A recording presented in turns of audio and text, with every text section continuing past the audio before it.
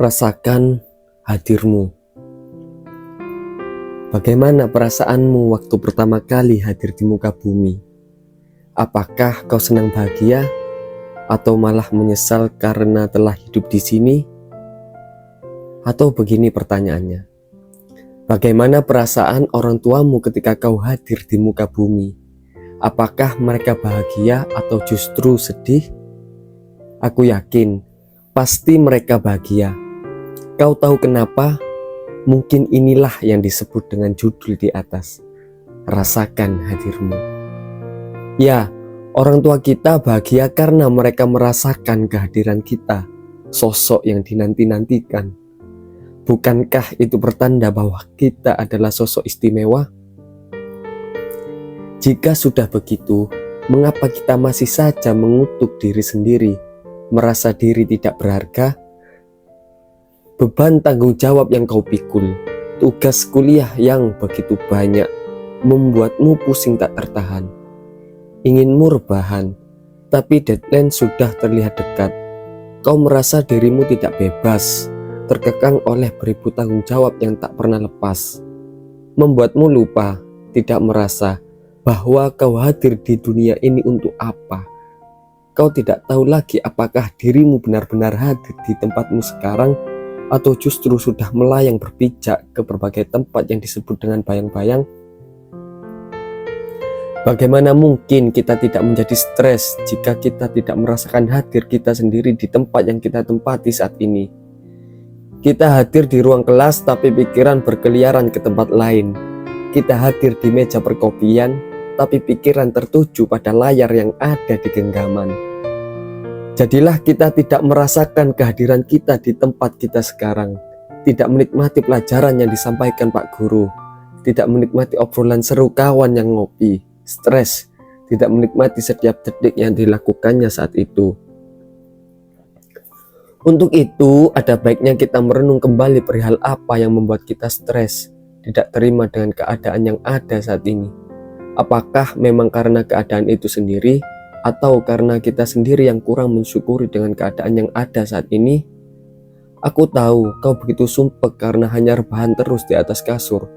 Kau mendesah resah karena tidak bisa keluar dari rumah, tidak punya uang, atau karena ada perintah dari pemerintah yang menghimbau untuk tidak keluar rumah jika tidak begitu penting, menghindari penyebaran virus yang terjadi saat ini. Aku tahu kau pasti sumpek. Tapi kawan, kalau dipikir-pikir terus memang sumpek, stres. Bukankah lebih baik kita nikmati saja keberadaan kita saat di rumah? Membantu orang tua misalnya, beres-beres pekerjaan di dapur, membaca buku kesukaan, menonton film favorit. Lah, daripada mengutuk terus keadaan yang terjadi saat ini, bukannya menjadi lebih baik malah membuat diri menjadi pusing tak kunjung sembuh. Santai saja, kau tidak perlu merasa dianggap anak mama karena kau tidak keluar rumah. Kalau hanya karena alasan itu, karena takut dicela kawan-kawanmu, bukankah itu menunjukkan bahwa hati kita lemah? Aku tahu, kau mungkin tidak suka dengan pendapatku. Tapi ayolah, kapan lagi kau mau merdeka dari dirimu sendiri? Sampai kapan kau hanya ikut arus sebab tidak enak dengan ajakan kawan? Kalau dirasa tidak nyaman dengan dirimu, apa salahnya kau berkata tidak, menolak dengan baik-baik? Tentunya kawan yang baik akan paham dengan apa yang kau utarakan. Tapi kan tidak enak sendiri. Jika memang tidak enak sendiri, apakah kau merasa enak dengan tindakanmu? Tidak kan? Nah, jika sudah tahu tidak sama enak, mengapa kau korbankan rasa tidak enakmu hanya demi kesenangan orang lain? Aku tidak paham apakah saranku ini benar atau salah. Hanya saja kasihanilah dirimu sendiri. Mesti aku tahu bahwa mengasihani orang lain itu juga harus. Dan masihkah kau mengeluh pada keadaanmu sekarang? Aku rasa tidak, atau paling tidak sudah berkurang, agak mendingan. Kau pun kini menjadi lebih bersyukur apa yang sudah terjadi saat ini. Tersenyum lega, merasa baik-baik saja. Tidak lagi bertampang muram mengutuki keadaan. Wajahmu berseri-seri, tampak jelas bahwa kau saat ini tengah bahagia menjalani hari. Kau kembali yakin pada dirimu sendiri bahwa dirimu tidaklah sia-sia diciptakan di bumi ini. Ada maksud tertentu. Karena kalau memang tidak berarti, untuk apa manusia seperti kita diciptakan olehnya? Setelah kita tahu dan sadar bahwa memang kita berarti, maka kita tidak lagi membenci diri sendiri, tidak lagi menyalahkan apa yang kita miliki.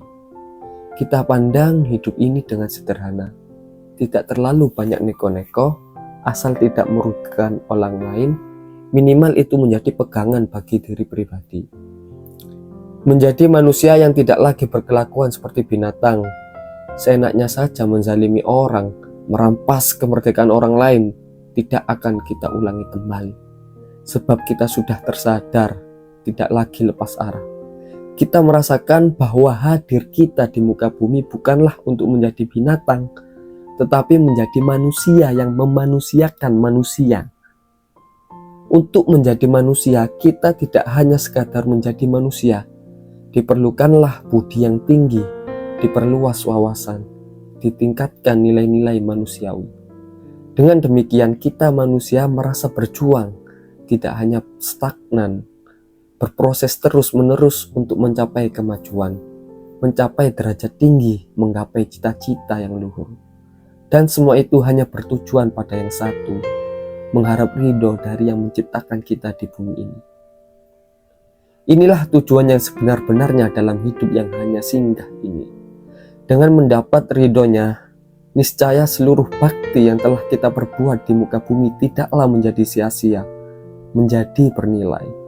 Kalaupun perbuatan yang menurut kasat mata telanjang manusia itu hanya remeh-temeh, memberi permen anak kecil misalnya, itu tidak bisa dianggap sebagai perbuatan remeh kalau sudah mendapat cap ridho dari dia.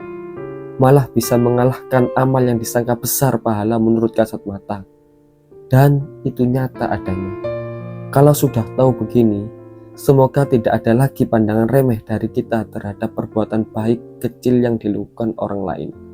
Dan tidak menjadikan kita meremehkan perbuatan-perbuatan buruk kecil untuk dijadikan kita istiqomah, dilakukan berulang-ulang. Karena kita tidak pernah tahu, siapa tahu dosa yang kita sangka remeh itu yang kelak menjadikan amal baik kita hangus dan menjerumuskan kita ke neraka. Na'udzubika min dzalik. Ya Allah.